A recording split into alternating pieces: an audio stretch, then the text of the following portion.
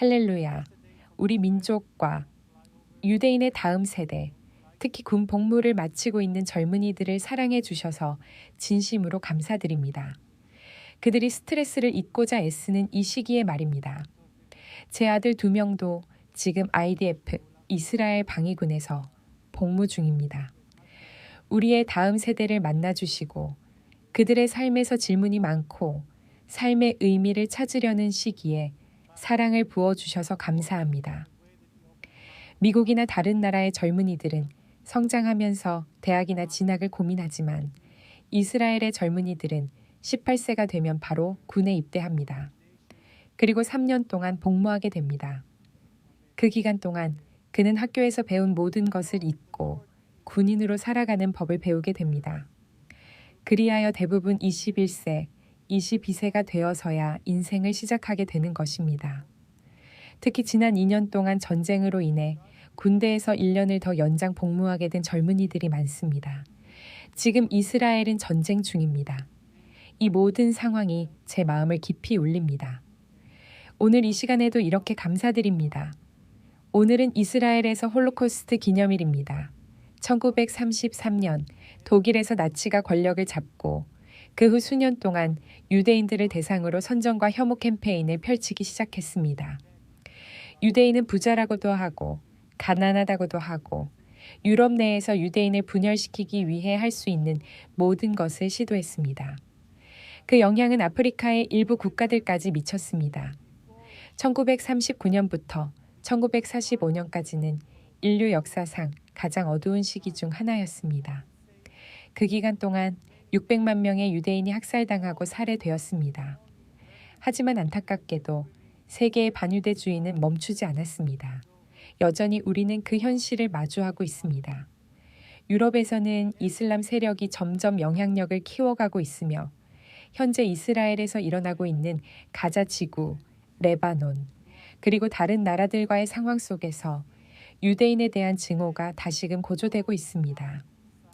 슬프게도 미국의 대학들조차도 유대인이 이미 얼마나 고통을 받아왔는지, 얼마나 학살당해 왔는지를 잊은 듯합니다.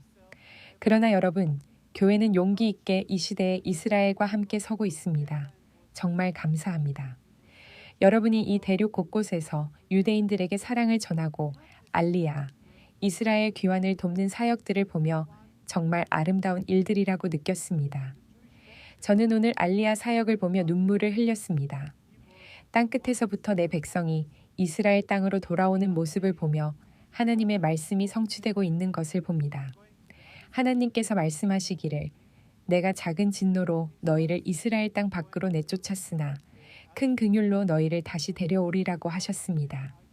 여러분은 그 긍휼의 도구가 되어 이스라엘을 다시 그 땅으로 인도하고 계십니다. 오늘 강의의 주제는 종말과 여러분입니다. 지금 이 시대에 일어나는 일들이 우리를 예수와의 재림에 그 어느 때보다 가까이 데려가고 있다는 사실을 우리는 알아야 합니다. 저는 솔직히 모든 종말론 시나리오를 건너뛰고 그냥 예수와가 오셔서 조용히 그분을 바라보며 그분이 예루살렘에 오셔서 하나님의 나라를 이루시는 그 날을 보고 싶습니다. 그러나 하나님의 말씀은 우리에게 그분이 어떻게 오실지를 말씀하십니다. 정확한 시기는 모르지만 오시기 전에 일어날 징조와 예언들이 있습니다. 오늘 저는 그것을 여러분과 나누고자 합니다. 하나님의 이름은 히브리어로 유드 바브 헤입니다. 영어로는 여호와라고 표현하지만 히브리어로는 유드 바브 헤이며 그 안에는 과거, 현재, 미래가 모두 담겨 있습니다. 예수와는 단지 과거의 분이 아니라 현재의 분이며 미래에 다시 오실 분입니다. 예수와는 바로 그 여호와이십니다. 예수와는 바리새인들과 대화하며 그들이 하나님의 뜻과는 다른 길을 가르치고 있음을 지적하셨습니다. 바리새인들은 율법과 계명을 가르쳤지만 그것은 하나님 앞에서 의로움을 줄 수 없습니다. 누구도 율법을 완전히 지킬 수 없기 때문입니다. 예수와는 우리로 하여금 하나님 아버지와 직접 관계를 맺기를 원하셨습니다. 예수와는 메시아에 대한 성경의 모든 말씀을 성취하셨습니다. 그 성취는 예수와께서 이 땅에 계실 때 이루어진 일들이며 아직 성취되지 않은 예언들이 남아 있습니다. 그것은 그분이 다시 오셔야 성취될 말씀들입니다. 예수와는 과거이시며 현재이시며 미래이십니다. 그분은 여호와이십니다. 이제 사도행전 1장 9절에서 11절 말씀을 읽고자 합니다. 이 말씀을 마치시고 그들이 보는 가운데 들려 올라가시니 구름이 그를 가리어 보이지 않게 하더라. 그가 올라가실 때에 그들이 하늘을 쳐다보고 있는데 흰옷 입은 두 사람이 그들 곁에 서서 이르되 갈릴리 사람들아 어찌하여 하늘을 쳐다보느냐.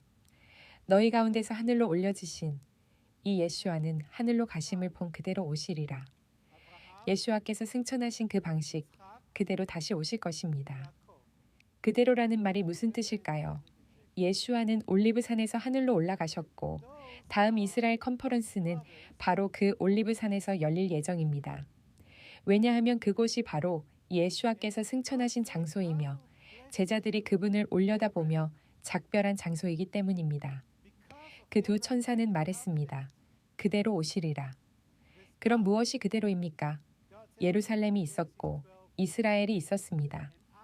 그분은 다시 그곳으로 오실 것입니다. 지금 이스라엘의 상황을 보면 저는 2000년 전과 같은 분위기가 다시 형성되고 있음을 느낍니다.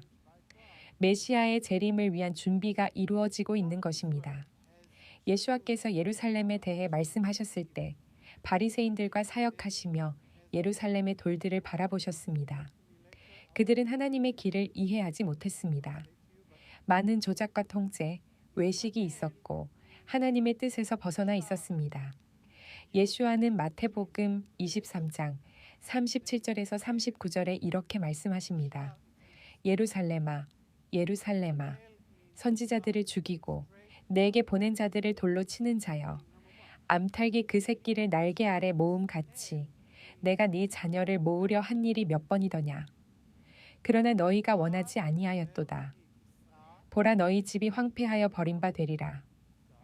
내가 너희에게 이르노니 이제부터 너희가 주의 이름으로 오시는 이어 복이 있으시도다. 하고 말하기까지는 나를 보지 못하리라. 이 말씀은 바로 예루살렘에서 일어날 일이며 1948년 이전에는 존재하지 않았던 현실입니다. 지금 이 시대에 지난 수년간 우리는 많은 신자들이 이 부르심을 이해하고 있음을 목격하고 있습니다. 하나님께서 우리를 다시 이스라엘 땅으로 데려오셨고 이스라엘 백성의 눈을 열어주셨으며 유대인의 눈도 열어주셨습니다. 서방의 이방인들이 예루살렘으로 와서 기도하고 예배하며 아도나이라고 고백하는 모습을 우리는 보고 있습니다. 이것은 예수와께서 올라가신 방식 그대로 다시 예루살렘으로 오실 것이라는 성경의 성취를 우리가 목격하고 있다는 것입니다. 제자들은 예수와께 종말에 대해 그리고 징조들에 대해 질문했습니다. 마태복음 24장 3절부터 14절 말씀을 읽고자 합니다. 그분이 감람산에 앉으셨을 때 감람산은 예수와께서 낮에는 성전에서 가르치시고 저녁에는 제자들과 함께 앉아 그 가르침을 자세히 설명하시던 장소입니다. 낮에는 바리새인들과 서기관들과 대화하시며 그들의 잘못된 가르침을 바로잡으셨고 하나님의 말씀과 종말에 관한 예언을 나누셨습니다. 그리고 저녁이 되면 제자들이 따로 와서 이렇게 물었습니다. 이 일이 언제 일어나겠습니까? 주께서 다시 오시는 징조와 세상 끝에는 어떤 징조가 있겠습니까? 예수께서 대답하여 이르시되 너희가 사람의 미혹을 받지 않도록 주의하라. 많은 사람이 내 이름으로 와서 내가 그리스도라 하여 많은 사람을 미혹하게 하리라. 또 너희는 전쟁과 전쟁의 소문을 들을 것이나 두려워하지 말라. 이런 일이 반드시 있어야 하되 끝은 아직 아니니라.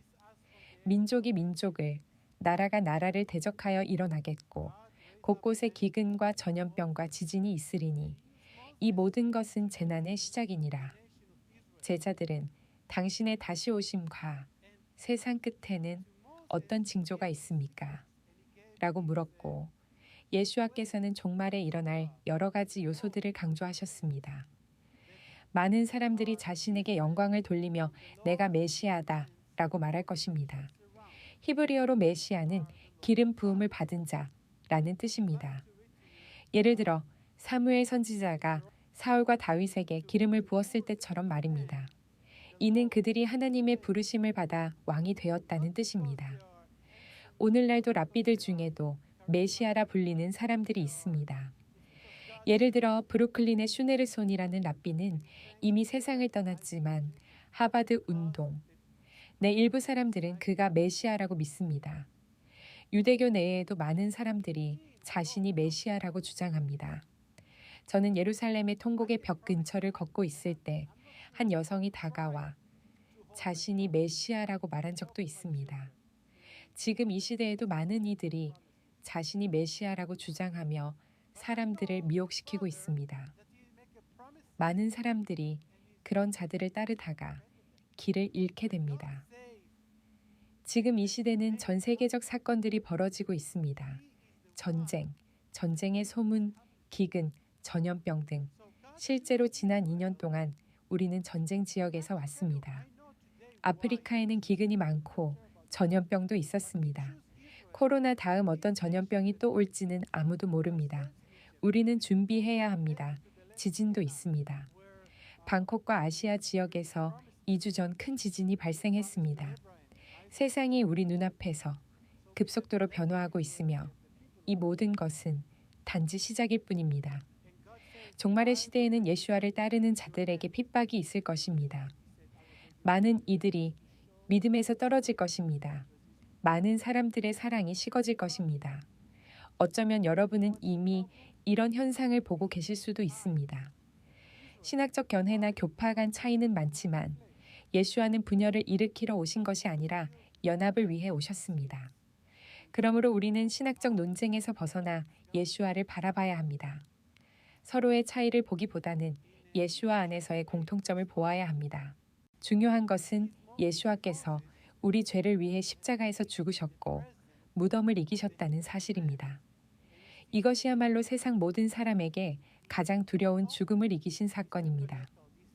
예수와께서는 부활하셨고 아버지께 승천하셨습니다. 그분의 희생은 받아들여졌고 오순절 날에 성령을 부어주셨습니다. 예수와는 그분을 마음에 영접한 자마다 그 안에 계십니다. 그러므로 우리는 분열의 요소가 아니라 연합의 요소에 집중해야 합니다. 우리는 하나의 공동체여 하나의 회중이며 하나의 신부입니다. 예수와께서 다시 오실 때 잠깐만 나 먼저 이 오순절파 신부에게 가고 그 다음 침례교 신부, 그 다음은 다른 교단 신부 이렇게 하실까요? 아닙니다. 하나의 신부입니다. 유대인과 이방인이 하나 되어야 합니다. 종말에 대한 말씀에서 예수와는 다니엘을 언급하셨습니다. 마태복음 24장 15절에서 예수와는 그러므로 너희가 선지자 다니엘이 말한 바 멸망에 가증한 것이 거룩한 곳에 선 것을 보거든 읽는 자는 깨달을지어다 라고 말씀하십니다. 이는 멸망에 가증한 것이란 무엇일까요? 그것은 하나님께서 다니엘에게 계시하신 종말의 환상입니다. 다니엘은 바벨론 포로지에서 울며 기도하며 유대 민족이 다시 예루살렘으로 돌아가게 해달라고 간구했습니다. 그때 천사 가브리엘이 오랜 여정을 마치고 다니엘에게 나타나 종말의 계시를 알려주었습니다. 예레미야는 유대 백성이 70년간 포로 생활을 하게 될 것이고 그 이후 다시 돌아올 것이라고 예언했습니다. 그 예언대로 유대 백성은 돌아왔고 고레스 칙령이 반포되었습니다. 예루살렘의 유대인을 위해 성전을 세우라. 아무 근거 없이 갑자기 나온 듯한 고레스 칙령이었습니다. 히브리어로는 코레라고 불립니다. 그리고 이제 시기를 좀 살펴보고자 합니다. 고레스 칙령은 히브리어로 코레라고 부르며 주전 538년에 있었습니다. 그 다음으로는 주전 519년에 다리오, 그리고 히브리어로 아스트라스타라고 불리는 주전 548년의 시기, 그리고 주전 445년이 있습니다. 이 연대들이 중요한 이유는 다니엘 9장의 490년 예언을 계산하기 시작하면 메시아께서 십자가에 죽으심, 이어 종말의 사건과 메시아의 재림을 보여주기 때문입니다. 그리고 멸망에 가증한 것이 예루살렘 성전에 들어서는 것을 보게 됩니다. 주전 445년부터 시작해서 예수와께서 십자가에서 죽으신 주후 32년까지가 나옵니다. 이 구간은 69주간, 즉 4483년입니다. 그리고 예수와께서 예루살렘이 멸망할 것이라고 말씀하신 것을 기억하십시오. 주 70년에 성전이 무너졌습니다. 그 이후로 이스라엘은 흩어졌고 예루살렘에서 쫓겨났습니다. 그리고 약 2000년 동안 우리는 디아스포라에 살았습니다. 그러다 1850년경부터 알리야, 즉 귀환이 시작되었습니다. 처음에는 정통 유대인들이 돌아오기 시작했고 시간이 지남에 따라 더 많은 유대인들이 이스라엘로 돌아왔습니다. 이 알리야는 우리를 종말의 시기로 이끌어가고 있습니다. 사람들 가운데는 환난 전에 휴거가 있을 것이라고 믿는 이들도 있고 중간에 있을 것이라고 믿는 사람들도 있으며 환난 끝에 있을 것이라고 믿는 사람들도 있습니다. 어쨌든 제가 보기에는 우리는 적그리스도의 등장 시점에 가까워지고 있습니다. 적그리스도는 많은 이들과 평화를 이룰 것입니다. 한편으로는 전쟁의 소문이 들리고 다른 한편으로는 평화가 이야기됩니다. 지금의 세계 정세를 보면 이해하기 어려울 정도로 혼란스럽습니다. 한쪽에서는 전쟁, 다른 한쪽에서는 평화가 이야기되고 있기 때문입니다. 현재 이스라엘은 사우디아라비아와 평화 협정을 맺으려 하고 있으며 사우디아라비아는 이슬람 세계 전체에 있어 핵심 국가입니다. 이스라엘이 사우디와 평화를 이루게 되면 그 지역 전체의 평화가 확산될 것입니다. 그러나 동시에 이란과는 전쟁이 벌어질 것입니다. 시편 83편을 보십시오. 이스라엘 주변에서 벌어지는 소규모 전쟁들, 에돔, 블레셋, 아모리 등과의 갈등이 있습니다. 2년 전 하마스가 들고 일어났던 것도 시편 83편의 일부입니다. 하지만 이 시기는 끝나가고 있습니다. 그리고 이제 우리는 에스겔 38장과 39장, 곧 곡과 마곡의 전쟁 시대로 들어서고 있습니다. 이 전쟁은 적그리스도가 이스라엘 주변 민족들과 평화를 이루는 계기가 될 것입니다. 그는 예루살렘에 성전을 세울 것입니다. 오늘날 이슬람 세계에서도 알아차리고 있는 사실이 있습니다.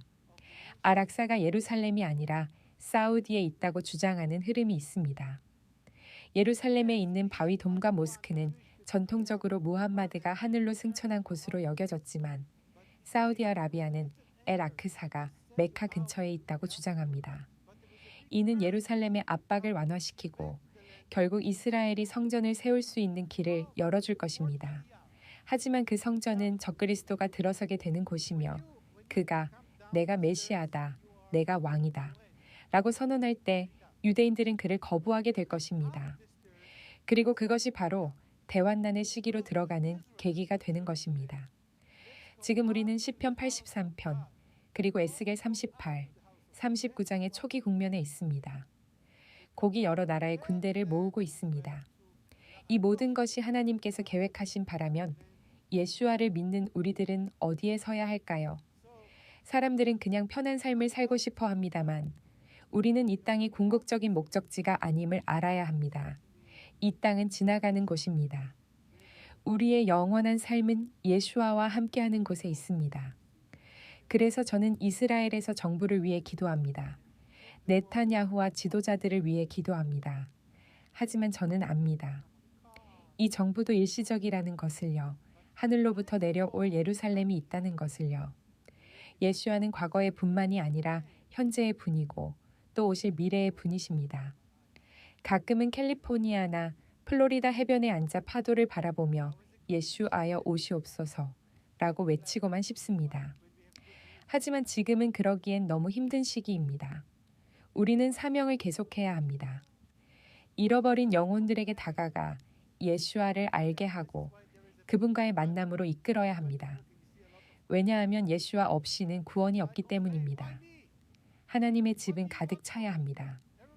예수아와 함께 살기를 원하는 사람들로 가득 차야 합니다. 지금이 바로 부흥의 때입니다. 예수아의 이름을 높여야 할 때입니다. 우리는 종말의 비밀을 알고 있습니다. 성경은 그분이 어떻게 다시 오실지를 말씀합니다. 코로나가 있었고, 전쟁이 있었고, 알리야도 있었습니다. 지난 5년 반 동안 저는 쉬지 못했습니다. 안식년이 필요합니다. 만약 1년 동안 쉴 수 있는 곳을 제공해 주신다면 할렐루야입니다. 하지만 지금 이 땅에서는 쉴 시간이 없습니다. 주님이 다시 오실 때까지는 말이죠. 북부 이스라엘에 사는 우리는 지난해 로켓이 날아오고 아이언돔이 요격하는 것을 봤습니다. 우리 자녀들이 군대에 가고 이스라엘 정부는 혼란에 빠져 있고 좌우 진영과 대법원, 정부 간의 충돌이 이어집니다. 모든 것이 혼란스럽습니다. 히브리어로 살라즈이라는 말이 있습니다.